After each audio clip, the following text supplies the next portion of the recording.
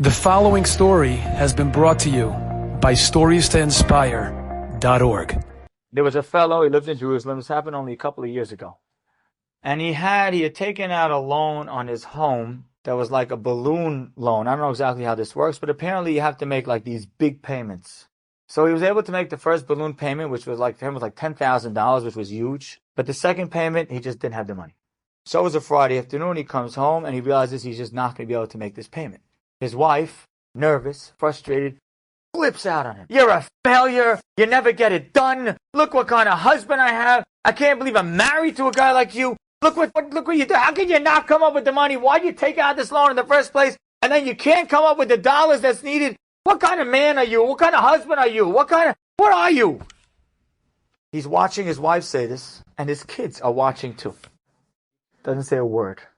Friday night, Shabbat day, the wife the whole time is muttering under her breath, I don't believe this, what a failure, what a failure. She's nervous. The house might be taken away. She's nervous. Saturday night, he goes out to see if he can arrange a few things, get some money here, get some money there. He comes home, can't do it. The wife again, I don't believe this. I can't believe what kind of husband. How could you not come up with the money? You need $10,000. You can't even come. What are you? The next morning, he goes to a shul in Geula. I've prayed there many times in Yerushalayim, called Zechron Moshe. Zechron Moshe is like, I don't know if you know what like Sit-Shul is or Landau's. They just have minyanim at the minyanim. There's a zillion people there all day, all night. So he walks in the shul, he says, you know what I'm going to do? I'm going to have to go to plan B. I'm going to have to just collect. So he takes his hands and he goes from person to person. He says, I need some money. Can you please give me? Goes to one guy, another guy. Goes to one fellow. The man gives him a shekel, which is the equivalent of about a quarter. Gives him a shekel. He says, thank you so much. The man says, what did you say? He says, thank you so much. He said, you just said thank you? Yeah, did I say something wrong?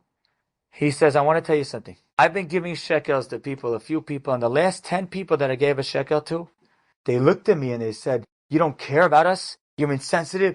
All you give us is a quarter? So I decided I am not giving anyone more than a shekel until someone genuinely says thank you. And you did. He says, what are you collecting for? He says, I have a balloon payment that I have to make tomorrow. How much is it? He says, it's $10,000. He takes out his checkbook and writes out a check for $10,000.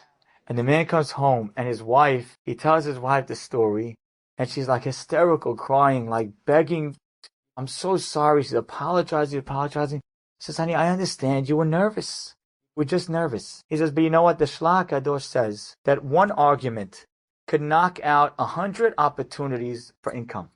So I figured I want those opportunities. So I'm not going to get into an argument and I'm just going to be silent. Enjoyed this story? Come again.